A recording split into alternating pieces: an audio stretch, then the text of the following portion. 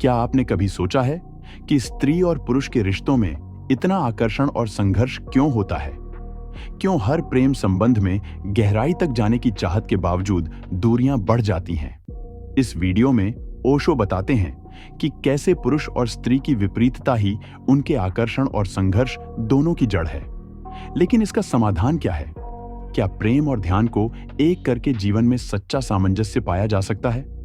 अगर आप अपने रिश्तों को समझना और उन्हें एक नई ऊंचाई पर ले जाना चाहते हैं, तो यह वीडियो अंत तक देखें। यह आपके जीवन और प्रेम को बदल सकता है। ओशो कहते हैं, कुछ अत्यंत बुनियादी बातें समझने की हैं। पहली, पुरुष और स्त्री एक ओर तो एक दूसरे के परिपूरक हैं और दूसरी ओर विपरीत ध्रुव हैं। उनका विपरीत होना ही उन्हें एक दूसरे के प्रति आकर्षित करता है। जितनी दूर वे होंगे, उतना ही उनमें गहन आकर्षण होगा। जितने वे एक दूसरे से भिन्न होंगे, उतना ही आकर्षण और सौंदर्य होगा। लेकिन इसी में सारी समस्या भी है। जब वे निकट आते हैं तो निकटतर आना चाहते हैं। वे एक दूसरे में घुल जाना चाहते हैं, एक हो जाना चाहते हैं, एक लयबद्ध समग्रता बन जाना चाहते हैं। लेकिन उनका पूरा आकर्षण विपरीतता पर निर्भर करता है और लयबद्धता विपरीतता के विलीन होने पर निर्भर करेगी। जब तक कोई प्रेम संबंध बहुत जागरूक ना हो, तो बड़ा विषाद बड़ी तकलीफ पैदा करेगा। सभी प्रेमी अड़चन में हैं। अड़चन व्यक्तिगत नहीं है, यह चीजों के स्वभाव में है। वे एक दूसरे के प्रति आकर्षित न हुए होते। इसे वे प्रेम में गिरना कहते हैं। इसके लिए वे कोई कारण नहीं दे सकते कि उन्हें एक दूसरे की ओर ऐसा प्रबल आकर्षण क्यों है। वे तो मौलिक कारणों के प्रति भी सचेत नहीं हैं। इसलिए एक अजीब बात होती है। सबसे सुखी प्रेमी वे होते हैं जो कभी नहीं मिलते। एक बार वे मिल जाएं, तो जिस विपरीतता ने आकर्षण पैदा किया था, वही संघर्ष बन जाती है। हर छोटी छोटी बात पर उनके दृष्टिकोण भिन्न होते हैं, उनकी पहुंच भिन्न होती है। यद्यपि वे एक ही भाषा बोलते हैं, फिर भी एक दूसरे को समझ नहीं सकते।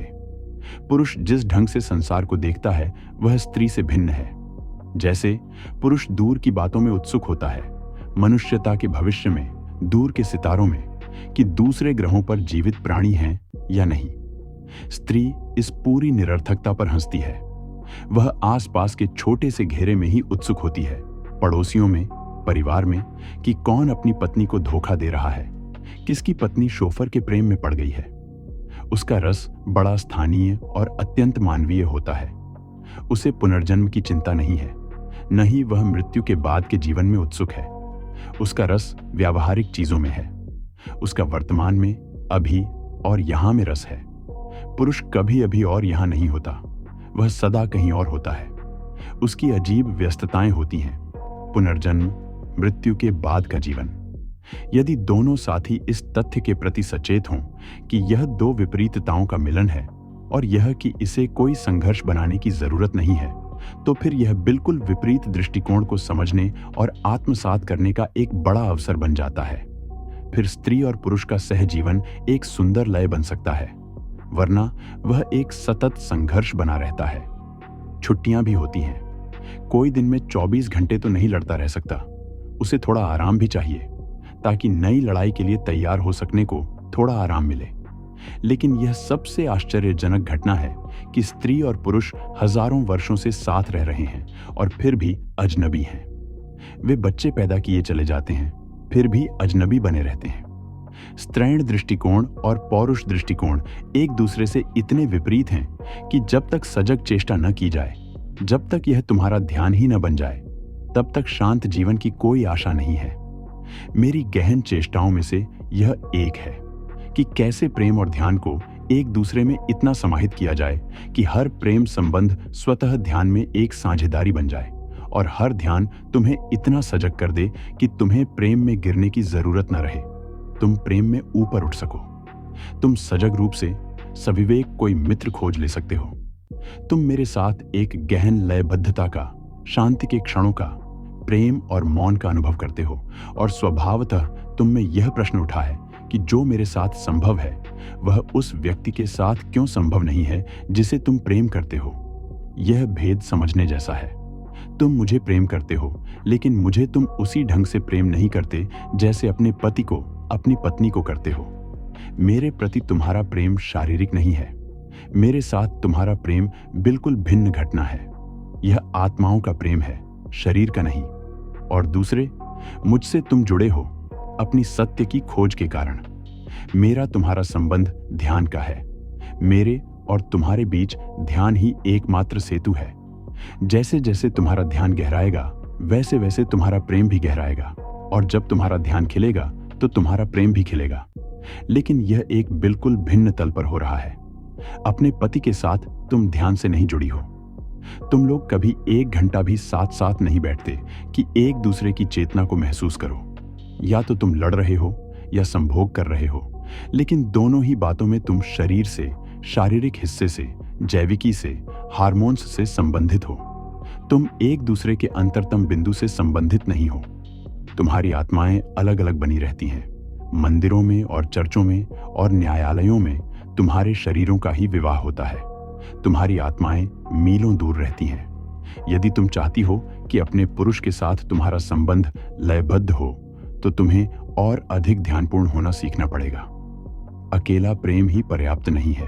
अकेला प्रेम तो अंधा है। ध्यान उसे आंखें देता है। ध्यान उसे समझ देता है। और एक बार तुम्हारा प्रेम, ध्यान और प्रेम दोनों ही बन जाए तो तुम सहयात्री बन जाते हो। फिर यह पति और पत्नी के बीच का साधारण संबंध नहीं रहता।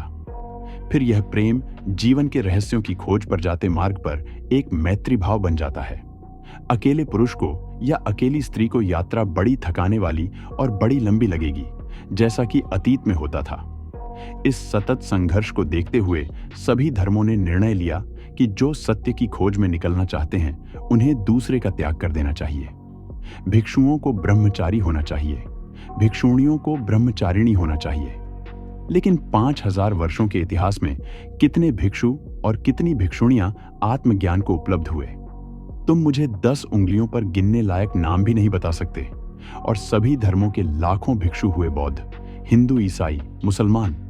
क्या हुआ? मार्ग इतना लंबा नहीं है, लक्ष्य इतनी दूर नहीं है। लेकिन तुम अपने पड़ोसी के घर भी जाना चाहो तो तुम्हें अपने दोनों पैरों की जरूरत होगी। बस एक पैर पर उछल उछल कर तुम कितनी दूर तक जा सकते हो?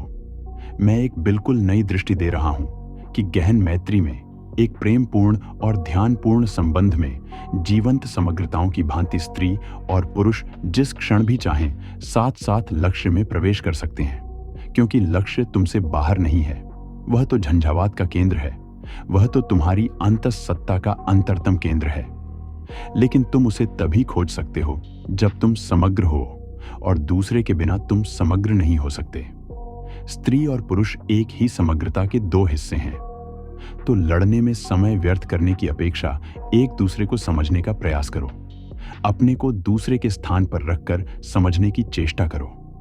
इस तरह से देखने की चेष्टा करो जैसे एक पुरुष देखता है, जैसे स्त्री देखती है। और 4 आंखें 2 आंखों से सदा बेहतर होती हैं। तुम्हें पूरा दृश्य देखने को मिलता है। तुम्हें चारों दिशाएं उपलब्ध हो जाती हैं। लेकिन एक बात स्मरण रखने की है कि ध्यान के बिना प्रेम असफल होगा ही। उसके सफल होने की कोई संभावना नहीं है। तुम पाखंड कर सकते हो और दूसरों को धोखा दे सकते हो, लेकिन स्वयं को धोखा नहीं दे सकते। गहरे में तुम जानते हो कि प्रेम ने जो भी वायदे किए थे वे पूरे नहीं हुए। ध्यान के साथ ही प्रेम नए रंग, नया संगीत, नए गीत, नए नृत्य लेना शुरू करता है। क्योंकि ध्यान तुम्हें विपरीत ध्रुवों को समझने की अंतर्दृष्टि देता है और उस समझ में ही संघर्ष समाप्त हो जाता है। संसार में सारा संघर्ष ही गलतफहमी के कारण होता है। तुम कुछ कहते हो, तुम्हारी पत्नी कुछ और समझती है। तुम्हारी पत्नी कुछ कहती है, तुम कुछ और समझते हो। मैंने ऐसे दंपत्ति देखे हैं जो 30-40 वर्ष तक साथ रहे हैं, फिर भी वे उतने ही अपरिपक्व नजर आते हैं जितने अपने पहले दिन लगते थे। अभी भी वही शिकायत है, मैं जो कह रहा हूं यह समझती ही नहीं। 40 साल साथ रहकर भी तुम कोई उपाय नहीं खोज पाए कि तुम्हारी पत्नी वही समझ सके जो तुम कह रहे हो, ताकि तुम बिल्कुल वही समझ सको जो वह कह रही है।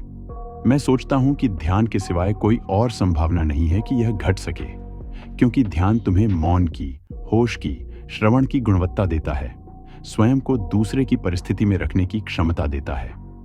मेरे साथ यह संभव है। मेरा तुम्हारे जीवन की छोटी छोटी बातों से कुछ लेना देना नहीं है।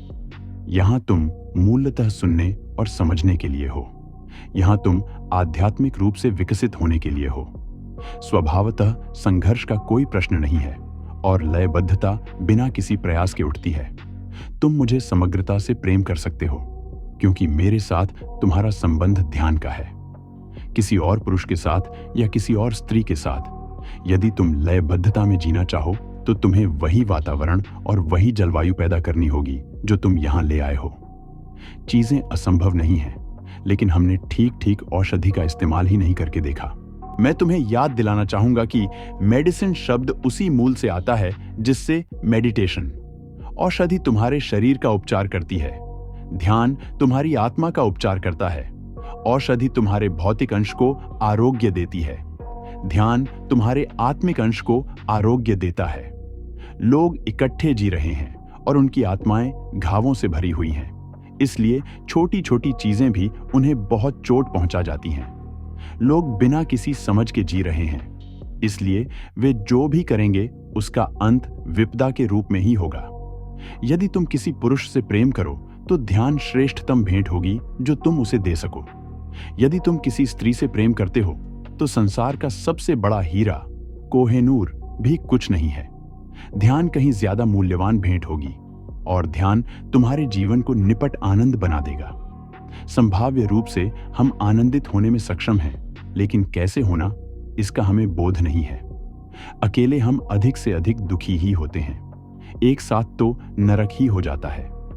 यहां तक कि ज्ञापाल सार्त्र जैसे बड़े प्रतिभाशाली व्यक्ति को भी कहना पड़ता है कि दूसरा व्यक्ति नरक है, कि अकेला होना बेहतर है कि दूसरे का साथ तुम निभा नहीं सकते।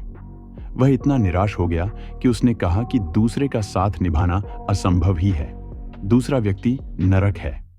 साधारण रूप से वह सही है। ध्यान के साथ दूसरा तुम्हारा स्वर्ग बन जाता है। लेकिन ज्ञापाल सार्त्र को ध्यान का कोई पता नहीं था। पाश्चात्य मनुष्य का यही दुख है। पश्चिम का मनुष्य जीवन की खिलावट को चूक रहा है क्योंकि वह ध्यान के विषय में कुछ भी नहीं जानता, और पूरब का मनुष्य चूक रहा है क्योंकि वह प्रेम के विषय में कुछ नहीं जानता। और मेरे लिए तो जैसे पुरुष और स्त्री एक दूसरे के परिपूरक हैं, वैसे ही प्रेम और ध्यान भी परिपूरक हैं।